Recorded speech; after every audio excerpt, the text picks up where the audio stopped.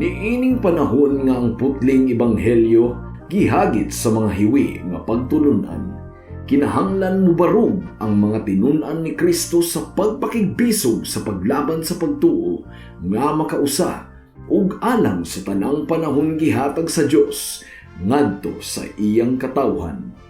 Maoy hinungdan nga namugna kining tulumanon ang putling ebanghelyo. 30 minutos nga pagsabwag sa tinuod nga ebanghelyo kauban ni Pastor Jeremias Hangad. Ang putling ebanghelyo tulumanon nga gihatod kaninyo sa Unidos Community Bible Fellowship sa Unidos Plaridel, Misamis Occidental. Ang putling ebanghelyo, ang putling ebanghelyo, ang putling ebanghelyo.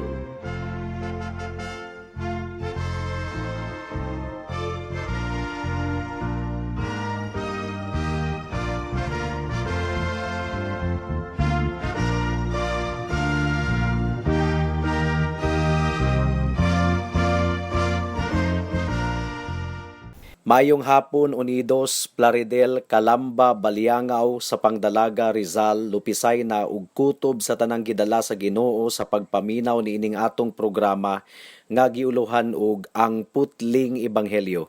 Sa makausap pa kini ang inyong igsuon og higala sa kahanginan, si Pastor Jeremias Lowry Hangad sa Unidos Community Bible Fellowship, dinuyugan sa iglesia nga nag-sponsor niining atong programa, ang Salitran Covenant Bible Church sa Barangay Salitran, Dakbayan sa Dasmariñas, probinsya sa Cavite. Akong gipaabot ang akong pagpanimbaya sa akong lolo nga si Isabelo Lowry Sr. sa New Look, Plaridel, ug kang Ma'am Priscilla Madura and her husband Dodoy Madura nga nag-text kanako informing me that they are following our program dinhi sa kahanginan.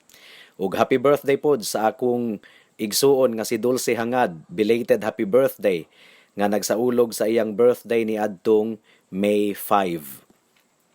Ang atong teksto ning takna sa kahaponon makita sa Isayas kapitulo 1 bersikulo 18. Ang giingon diri, nag-ingon ang Ginoo, ngari kamo og mga tarungan kita sa usag-usa. Bisag unsa kapula ang inyong sala, maputi kini kaayo sama sa niebe. Bisan pa kinig dagtum pula, maputi kini sama sa balhibo sa karnero. Makita nato sa atong teksto ning takna sa kahaponon mga kahigalaan, ang hilabihan kaayo kamaayong tanyag sa atong Ginoo nga ri kanato. Ang Dios nga kanunay natong gipasuko sa matag adlaw, gumikan sa atong mga kasalanan, nagtanyag kanato og walay sukod nga kapasayloan, paminawan ninyo og utro. Ngari kamo og mga tarungan kita sa usag-usa, bisag unsa kapula ang inyong sala. Maputi kini kaayo sama sa niebe, bisan pa kinig dagtum pula, maputi kini sama sa balhibo sa karnero. Ang Dios mga kahigalaan, kang kinsang mga mata balaan kaayo, nga dili siya makahimong musudong sa atong mga sala nga walay mabating kasuko sa iyang kasing-kasing, nagtanyag kanato og tiunay nga kapasayloan. Ang Dios nga kanunay natong giinsulto sa matag adlaw tungod kay nagdumili kita sa pagpasakop sa iyang awtoridad, nag-imbitar kanato nga muduol kaniya aron makadawat sa iyang grasya sa kapasayloan. Kahibulungan gayod kaayo ang atong Ginoo mga kahigalaan. Nasayod ang Dios nga ang atong unodnon nga hunahuna adunay dakong pagbalibad kaniya. Nasayod ang Dios nga gilikayan siya sa mga makasasala. Apan bisan pa niining tanan, nagtanyag siya kanato sa tiunay nga kapasayloan. Adunay tinuod nga sugilanon nga nahitabo sa usa sa mga kampo militar didto sa Inglaterra. 2 ka siglo na ang milabay. May usa ka sundalo nga ipaatubang na usab sa iyang commanding officer tungod sa iyang salaod. Niadtong gibasa sa sekretary ang iyang ngalan, miingon ang commanding officer nga siya na pod. Unsa pa may atong buhaton ni ining tawhana, murag tanang matang sa silot ato namang gipahamtang kaniya. Ang adjutant nga naminaw sa conversation, wala makaantos, mihatag sa iyang suggestion. Miingon siya og, naapay wala nimo mabuhat kaniya, Colonel. Unsa man na adjutant, wala pagyud nimo siya pasaylua sukad masukad. Pasayloon? Takos ba siyang pasayloon? Ug mitubag ang adjutant, sulayi lang sir. Sulayig pakita og kaayo, basig mabag-o. Nakahinuklog ang commanding officer mga kahigalaan ug dayon iyang gipasulod ang salawayon nga sundalo sa iyang opisina. O ikaw na usab, unsa naman po'y imong ikaistorya karon sa bag-o na pud nimong kaso? Ug mitubag ang sundalo, wala na ko'y ikaistorya pa sir, pasayloan na lang ko. So, mahuman gimaymayan sa commanding officer ang maong sundalo, miingon siya og, actually, nakahukom ako nga pasayloon ka karon. Nakuratan kaayo ang maong sundalo mga kahigalaan, ug wala niya mapugni ang pagdanguy-ngoy og hilak. Ang commanding officer, ang adjutant ug ang tanang atua didto sa sulod sa opisina, nabati gayud nila ang pagpaubos sa sundalo nga gipasaylo sa iyang commanding officer. Ug matud pa sa nagsugilon sa maong panghitabo, nakauban kuno niya ang sundalo nga gipasaylo sulod sa lain pang 2 ka tuig ug tunga. Ug sulod ni adtong panahona, wala na gyud kuno magbinuang ang maong sundalo. Nabag-o kaayo ang maong sundalo, naligdong kuno ang binuhatan ug nagtinarong na gayod. Unsa may nahitabo kaniya mga kahigalaan? Nagmadaugon ang kaluoy. Gibuntog sa kaayo ang badlungon ug salawayon nga sundalo. Mausab kini ang pamaagi nga gigamit sa Dios nga ri kanato sa iyang ebanghelyo. Bugat kaayo ang atong kaso at tubangan sa Dios mga kahigalaan. Dili lang kay napanunod nato ang sala ni Adan, kundili aktibo usab kita nga nagsupak sa balaod sa Dios sa matag adlaw. Nakarecord sa libro sa langit ang tanantang pagkadautan. Dili kini joke mga kahigalaan. Dili kini tiaw-tiaw. Matud pa sa Pinadayag Kapitulo 20, versikulo 11 hangtod sa 12, sa adlaw sa paghukom, pagabuklaton ang libro sa atong kinabuhi, ug hukman kita sa Dios sumala sa nahasulat sa libro sa atong kinabuhi, base sa tanan natong binuhatan. Makalilisang gayud ka na hunahunaon mga kahigalaan. Apan ang Dios, Dios sa kaluoy. Matud pa sa Mikiyas Kapitulo 7, versikulo 18, ang giingon dere, O Ginoo, walay Dios nga sama kanimo, nga mupasaylo sa kasalanan sa nahibilin mong katawhan. Dili ka maghambin og kasuko hangtod sa kahangturan, kay maluluyon ka man.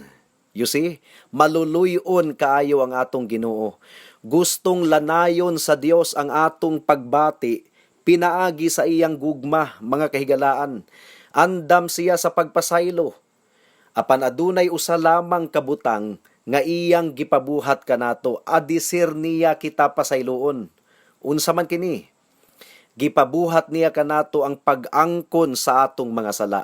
Ang pag-ila nga wala kitay katakos nga papason pinaagi sa atong abilidad ang atong mga sala. Ang atong pagkamatarong hugaw nga panapton nga dinug-an lamang atubangan sa Dios. Isayas Kapitulo 64, versikulo 6. Dili kita makahinlo sa atong kalag. O kung atong masabdan ang atong pagkainutil atubangan sa Ginoo, nagtanyag siya sa tiunay nga kapasayloan. Kapasayloan nga gibayran sa kinabuhi sa iyang bugtong anak nga si Hesukristo. Kapasayloan, dili lamang alang sa usa ka sala, kundili sa tanantang mga sala. Kapasayloan nga mupahiling kawas kanato gikan sa silot, tanang silot. Kapasayloan nga maghatag kanato og kalinaw sa atong konsensya dinhi sa kalibutan, ug maghatag kanato og walay katapusan nga kapahulayan didto sa langit. Ang sundalo sa atong sugilanon, mga kahigalaan, malipayon kaayo niyang gidawat ang kapasayloan sa iyang commanding officer. Nalanay ang iyang dughan sa kaayo sa iyang commanding officer ug midanguy-ngoy og hilak sama sa usa ka batang gamay. Apan katingalahan kaayo mga kahigalaan, katingalahan gayud kaayo nga kung madunggan sa mga katawhan ang mapinasayloon nga gugma sa Ginoo, dili gayud sila matandog, murag wala lang. Imbis nga ilang isugid ang ilang kasalanan ug dawaton ang tiunay nga kapasayloan nga gitanyag sa Dios, ila kining gibaliwala. Majority of the people in the world, ila kining gibaliwala o gikaminusan. Ang pangutana, ngano man kaha? Well, ang rason mga kahigalaan, mao nga wala nila masabti ang ilang kriminalidad. Wala nila masabti ang peligro nga ilang giatubang. Wala nila masabti ang tinuod nga pag-antos didto sa impyerno. Ingon nga angayang silot sa ilang kasalanan. Mao nga ang ilang pagtagad sa ebanghelyo, mura ra og ordinaryong sugilanon nga dili ra angayang tagdon. Well, ikaw kaha higala. Nabati mo ba ang kabug-aton sa imong mga sala at tubangan sa Ginoo? Ang imong pagsupak sa balaod sa Dios, nga balaan, makatarunganon ug maayo? Nasabtan mo ba nga guilty ikaw ug dili lang guilty sa usa ka higayon kundili sa libo-libo na kahigayon sa dili na maihap nga pamaagi? Ug kung sintensyahan ka sa Ginoo karon higala, impyerno gayod ang takos nga sentensya alang kanimo. Nasabtan mo ba ang maayong balita sa ebanghelyo ni Kristo? Ang maayong balita nga nagpahibalo kanimo nga ang Dios dili gayud malipay sa kamatayon sa tawong dautan. Unsa man di ang ikalipay sa Ginoo? Ang kalipay niya matud pa sa Ezekiel 33 bersikulo 11, mao nga ang dautan mubiya sa dautan niyang mga buhat aron dili siya mamatay. Ug isip pagpamatuod nga dili malipay ang Dios sa kalaglagan sa dautan, wala niya ihikaw ang iyang bugtong anak nga si Hesukristo, kundili iyang gitugyan siya aron mamatay, ang matarong alang sa dili matarong, aron magpasan sa atong mga sala ug mulimpyo sa tanantang pagkadautan. Nasabtan mo ba kini higala? Ang pangutana, nganong gibuhat man kadto ni Kristo? Aron ang Dios makapasaylo nga dili maligsan ang iyang hustisya. Adisir mo pasaylo ang Dios, kinahanglang mabayaran ang tanang mga sala. Dili pwedeng mo pasaylo ang Ginoo nga murag wala lang, walay bayad sa sala, murag komedya ra ang hustisya sa Ginoo. Mao nga nag-anto si Kristo mga kahigalaan didto sa krus, aron adunay mahimong basihan ang Dios sa pagpasaylo sa tanantang mga sala tungod kay si Kristo nagpakamatay didto sa krus tungod og alang sa mga makasasala nga susama nimo ug susama kanako. Usbon ko mga kahigalaan, nakita mo ba nga ang Dios nagtanyag sa pagpasaylo kanimo ug nag-imbitar kanimo nga muduol sa trono sa iyang grasya aron ikaw makakaplag sa iyang kaluoy ug kaluwasan? Karon mobalik kita sa sundalo sa atong sugilanon. Unsa may imong ikaistorya? Kung pananglitan kadtong sundaluha, miinsulto sa iyang commanding officer, nga imbis nga iyang dawaton ang kapasayloan nga gitanyag kaniya, iya na hinuong gibalibaran uban sa pag-ingon nga wala siya manginahanglan sa kapasayloan, nga mas pilion pa niya nga pahamtangan siya sa silot. Unsa may imong ikaistorya kung pananglitang gibuhat to ni adtong maong sundaluha higala? Hambugiro gayud kayo siya. Apan higala kung kinsa ka man nga naminaw karon, kung mobalibad ikaw ug magdumili sa pagpaubos sa imong kaugalingon at tubangan sa Ginoo ug sa pagpangayo sa kapasayloan nga gisaad niya sa iyang pulong, nan susama ra pod ikaw sa sundalo nga hambugiro pananglitan, kung pananglitan nga wala niya dawata ang kapasayloan nga gitanyag sa iyang commanding officer. Tinunto gayod kaayo mga kahigalaan, kung ang usa ka tawo makaminos sa walay katapusang silot alang sa sala, mubaliwala sa bugtong Dios ug manluluwas nga si Hesukristo ug mobalibad sa pagdangup sa Dios, pinaagi kang Kristo aron siya mapasaylo, mahinluan ug maluwas. Karon sumala sa panigingnan sa sundalo sa atong ilustrasyon, mga kahigalaan. Tataw gayod kaayo natong makita nga ang grasya sa Dios mamunga gayod og maayong buhat. Ang sundalo sa atong ilustrasyon nabag-o. Nabuhat sa kaluoy ang wala mabuhat sa silot. Usbon ko, nabuhat sa kaluoy og kaayo ni adtong commanding officer.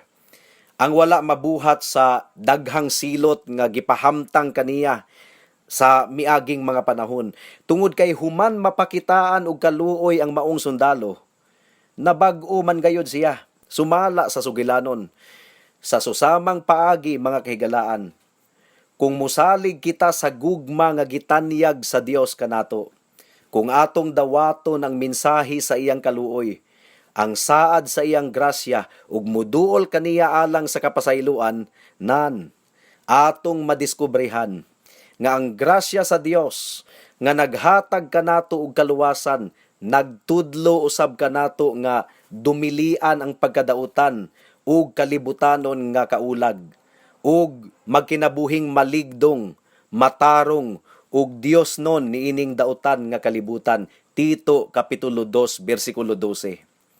Doon na may mga tao nga mo biay-biay sa grasya sa kaluwasan nga gihatag sa Ginoo. Ug moingon sila, so luwas na day mo. So pwede na day mong mupatay, pwede na mong manulis, pwede na mong mangawat. Oy, mabaw ra kaayo ang pagtan-aw niya sa kaluwasan sa Ginoo. Ang kaluwasan sa Ginoo higala kaluwasan gikan sa pagkaulipon sa sala. Nadi ay naluwas gikan sa pagkaulipon sa sala nga mangawat gihapon, magbuhat gihapon og dautan. Dili ingon ana ang grasya sa Ginoo, mga kahigalaan. Ang grasya sa Ginoo dili mag-produce og mga kriminal, dili mag-produce og dautan nga pagkinabuhi. Ang grasya sa Ginoo mag-produce og balaan nga pagkinabuhi, bag-o nga kasing-kasing. Wala nay makapahumok pa sa kasing-kasing kaysa kaayo og grasya sa Dios. Mao nga gitanyag sa Dios ang ebanghelyo nga nagpadayag sa kaayo sa Dios. Wala nay makapadasig pa sa kalag kaysa gugma, ug wala nay makapaaghat kanato sa pagkinabuhing matarong at tubangan sa Ginoo kaysa kamatuoran nga kita giluwas niya pinaagi sa iyang grasya. Mao nga ang mga pastor nagmantala kanunay nga dili kita maoy unang nahigugma sa Dios, kundili siya mao ang unang nahigugma kanato. Gidala niya ang iyang anak aron pinaagi kaniya mapasaylo ang atong mga sala. Unang Juan kapitulo 4 bersikulo 10. Kung ang grasya nga nagtanyag og libre, tiunay ug walay katapusan nga kapasayloan, dili makapalanay sa atong tig-a nga kasing-kasing ug dili makapabag-o sa atong kinabuhi, unsa pa may makapatandog nato, mga kahigalaan? Wala na. Ang balaod, uban sa bugat kaayong mga mandato ug pagpasidaan sa silot, makapagahi lamang sa kasing-kasing. Apan ang maayong balita sa ebanghelyo, uban sa tamis niini nga imbitasyon ug mga saad, makapalanay, makapahimong mapainubsanon ug makapabag-o sa atong kasing-kasing. Sa laktod nga pagkaistorya, makaparepurma kini sa atong kinabuhi aron kita magkinabuhi nga balaan at tubangan sa Ginoo. Sa makausa pa, mga kahigalaan, nakig-istorya ang Dios kanimo karon. Sa makausa pa, pinaagi sa ebanghelyo, ang Dios nga puno sa grasya nagtawag kanimo karon. Human sa imong pagkinabuhi sulod sa taas kaayong panahon diha sa kasalanan. Human sa imong pagpagahi sa imong kasing-kasing, human sa imong pagbalibad sa Dios sulod sa daghang mga katuigan, nakig-istorya gihapon siya kanimo karon. Unsa may iyang giingon? Ngari kamo ug mga tarungan kita sa usag-usa. Bisag unsa kapula ang inyong sala, maputi kini kaayo sama sa niebe. Bisan pa kinig dagtom pula, maputi kini sama sa balhibo sa karnero. Ug higala, bisan pag ikaw ang pinakadautan nga tawo sa kalibutan, bisan pag ang imong gininhawa yawanon kaayo, kanimo higala, Nakig-istorya ang Ginoo karon, uban sa malumo nga tingog ug maluluy-on nga tingog. Paghinulsol sa imong mga sala ug dangup kaniya, tungod kay andam siya sa pagluwas kanimo. Kahibulungan kaayo ang grasya sa Ginoo. Matod pa sa Isayas kapitulo 55 bersikulo 6 hangtod sa 7. Dangup sa Ginoo samtang may panahon pa, sangpita ninyo siya samtang siya duol pa. Pabiyaa ang mga dautan sa ilang mga sala, ug ipasalikway sa mga makasasala ang ilang mga daotang hunahuna. Pabalika sila sa Ginoo aron kaluy-an sila. Pabalika sila sa atong Dios, kay andam siya sa pagpasaylo. Andam siya sa pagpasaylo sa tanang kasalanan, mga kahigalaan. Mupasaylo siya sa tiunay gayod. Mupasaylo siya sa kinasingkasing gayod. Mupasaylo siya uban ang paglimot sa tanan natong kasalanan hangtod sa kahangturan. Dili lang kay mupasaylo siya, kundili mulimot usab siya. Asa man kini makita? Hebreohanon kapitulo 8 bersikulo 12, paminawan ninyo. Pasayloon ko sila sa ilang mga kalapasan, ug dili ko na hinumduman ang ilang mga sala. Dalaygon kaayo ang atong buhi nga Dios. Mudangat na kita sa mga aplikasyon. Alang sa mga wala pa kang Kristo, unsa may imong tubag sa imbitasyon sa atong Ginoo higala? Imo bang isugid ang imong mga sala ug ang kunon nga ikaw guilty atubangan sa Ginoo? Ug mudangup kaniya sa ngalan ni Hesukristo alang sa kapasayloan? Kung imo kining buhaton higala, masuta nimo nga siya matinud-anon kaayo sa iyang mga pulong, ug mupasaylo sa imong mga sala, ug muhinlo usab kanimo sa tanang pagkadautan. Pagkabulahan gayod kaayo kung maangkon nimo ang grasya sa kaluwasan higala. Wala nay paghukom, wala nay tunglo, wala nay impyerno alang kanimo. Ang kahimayaan sa Dios sa langit ipaambit niya kanimo nga libre. Unsa may imong tubag karon? Mubalibad ka ba sa tanyag sa Dios sa kaluwasan karon? Alang sa mga kaigsuonan diha sa Ginoo, unsa may imong ikaistorya usab, igsuon? Dili ka ba malipayon karon? Wala ka ba'y kabug-aton nga nabati karon? Aron alagaran nimo ang Dios nga nagluwas kanimo pinaagi sa iyang grasya? Unsa raman ang pipila ka mga problema nga imong nasinatian karon kung itandi sa kaluwasan nga imong nadawat? Wala ra ka kumingking ang imong mga problema kung itandi nimo sa kahimayaan nga naghulat kanimo sa langit. Pasalamati ang Ginoo. Pasalamati ang Ginoo, igsuon. Pagmaya diha sa Ginoo. Pagmaya gayod, igsuon. Dako kaayo ang imong utang kabubuton kaniya. Uban sa dako kaayong utang kabubuton sa atong Dios ug manluluwas, ipaambit ang mensahe sa Ebanghelyo sa grasya sa kaluwasan sa mga wala pa makaila kang Kristo. Isugilon ngadto sa mga katawhan nga si Kristo minaog dinhi sa kalibutan aron sa pagluwas sa mga makasasala. Isugilon kanila nga ang Dios malipay gayud kaayo nga mububo sa iyang kaluoy ug andam sa pagpasaylo sa bisan kinsa nga mutuo ug musalig kaniya. Ug labaw sa tanan, pagkinabuhi nga ligdong ug balaan aron sa paghimaya sa Dios nga nagluwas kanimo sa iyang grasya ug kaluoy. Amen. Hangtod dinhi lang kita taman sa atong pagtuon karong taknaa tungod kay wala na kitay oras pa. Sa makausapa, giimbitar ko kamo sa pagtambong sa atong panimbahon human sa lockdown.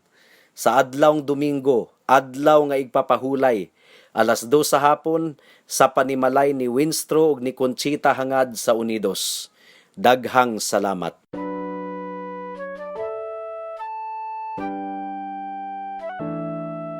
Noon ay bulag ako sa daan ng kaligtasan. Tulad ng marami, nakatuon ako sa sarili. Mabait naman at matulungin at walang kapwang inabuso. Kung kaya't ang tiwala ko, malamang ligtas ako.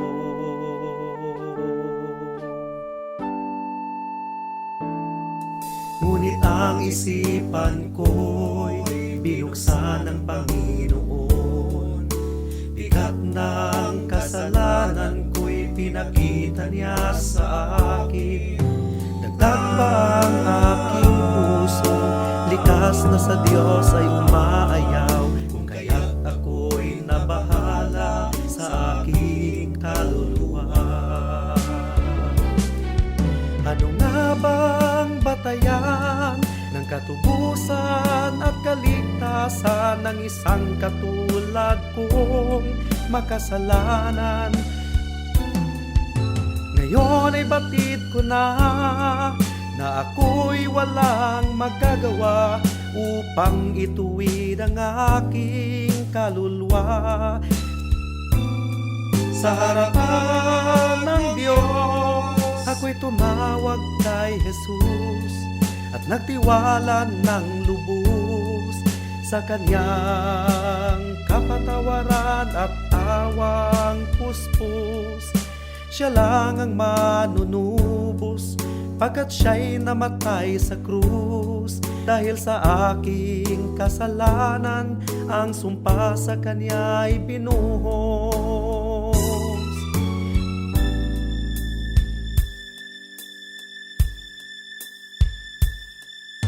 Ngayon ay tiyak ko na ang aking kaligtasan, aking nararanasan, tunay na kapayapaan.